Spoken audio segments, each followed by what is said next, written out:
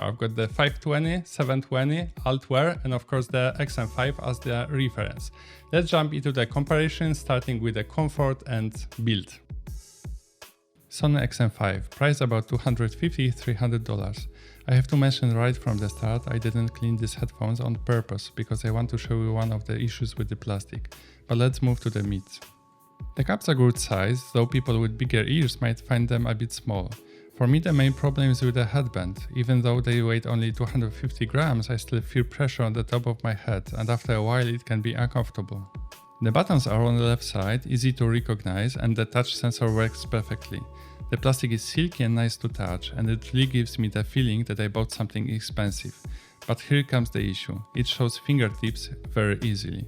That's exactly why I left them uncleaned, so you can see in the video how quickly the surface picks up marks. One downside for the travel, the caps don't fold, so they take more space in your bag.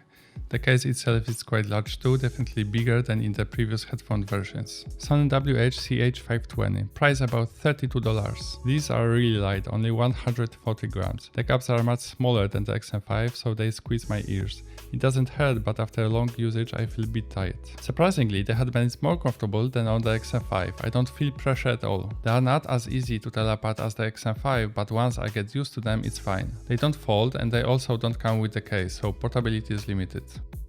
Sony WH-CH720, price around $73. This weigh 185 grams. The earpads are the same size as the XM5, but the foam is firmer and feels more hard on the head, so comfort is worse. The headband is okay, actually better than on the XM5 for me. Because they have noise cancelling, there's an extra button that changes the layout. Now the NC and playback controls are on the right and the power switch is on the left. The plastic feels a little more polished than the 520, but still nowhere near to the XM5.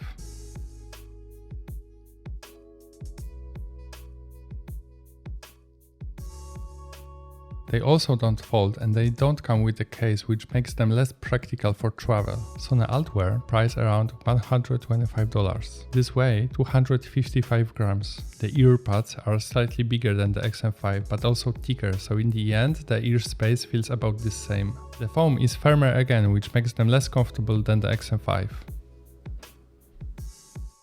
The headband is fine, nothing to complain about.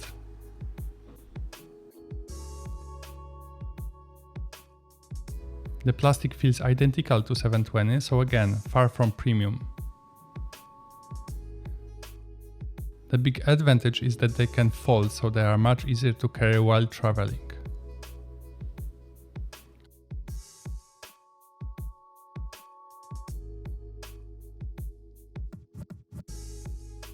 On the XM5, since they don't fold, the case is noticeably bigger and shaped more like a rhombus than the oval, which takes up more space in the bag. Write me a comment how comfortable are your over-ear headphones. Sony XM5. As the flagship, they have pretty much everything. 2-point connection, they can connect to 2 devices at once, speak to chat, equalizer, 360 reality audio, DCC, special sound, noise cancelling, voice assistant support, touch sensor controls, configurable buttons, auto switch between headphones and speakers, auto power off, auto pause when you take them off, and customizable voice notifications. Sony ULT Wear. Almost the same set as the XM5, but without speak to chat. They do add some extra notification settings. Sony 720. Here the features are more limited. 2-point connection, can connect to 2 devices at once, equalizer, 360 reality audio, DCC, voice assistance, auto power off and notification level control. Sony 520, same as the 720 but without voice assistance and without auto power off. Sony ULT Wear. The first thing you notice is the deep powerful bass, and it gets even stronger with the Alt button that I mentioned previously. This button amplifies the bass and it has 3 modes: normal, amplified and extremely amplified. Even without the boost, the lows and highs are already pushed compared to the XM5. With the boost switch on, amplified, the bass becomes overwhelming, meets muddy and a bit muffled. The high starts to hide behind the bass, which clearly takes the leading role. With the boost switch on extremely amplified, the bass is enormously reinforced. It feels like it's 2 steps ahead of the mids and highs. Sometimes it even feels almost overdriven. And the almost is the key word. You don't actually get distortion, but the sound sits right on the edge of breaking up. If you love extreme bass, you will be satisfied, but for me it's too much, and tones end up overboosted. Sony WH-CH720. The bass is deep and rich, but overall sound feels a bit closed in compared to the XM5, which sound open and wide. The 720 are narrower and more focused on highs. The treble feels overemphasized, which makes the sound less integrated. I don't really feel listening fatigue, but the overall character is somewhat constrained. Still, I prefer the 720 sound to the ULT Wear. Without the bass boost, the ULT and 720 are somewhat close, but the 720 feel more natural, more even, and easier to listen to.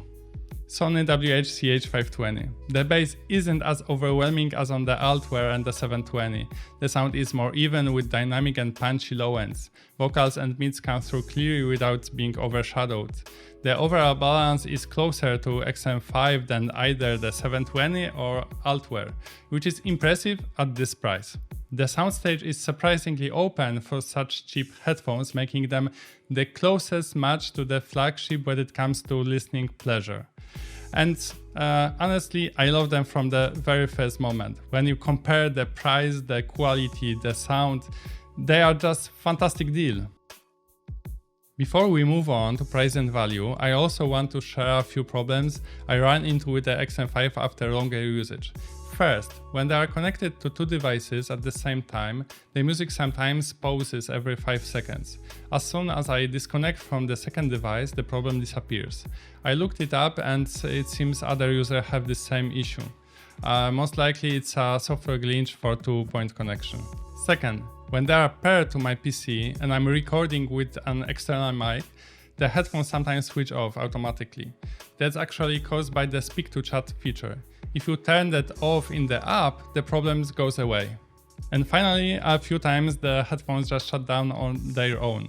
To bring them back, I had to hold the power button for about 10 seconds. It doesn't happen often, but it's worth mentioning.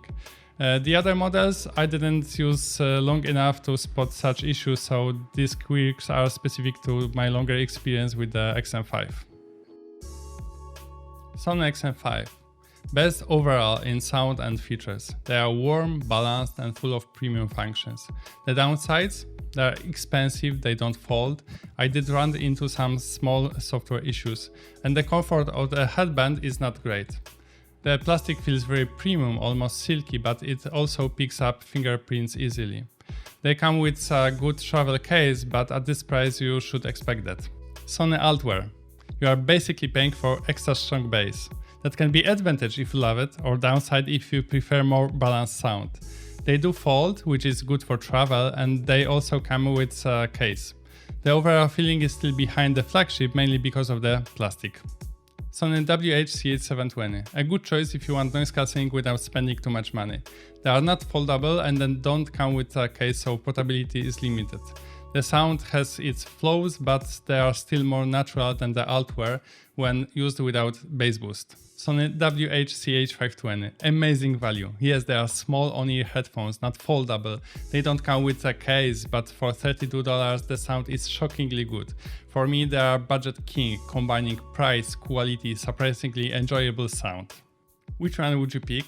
The budget beast or the flagship monster? Drop me a comment and check my other reviews. I hope you liked my review. Until next one.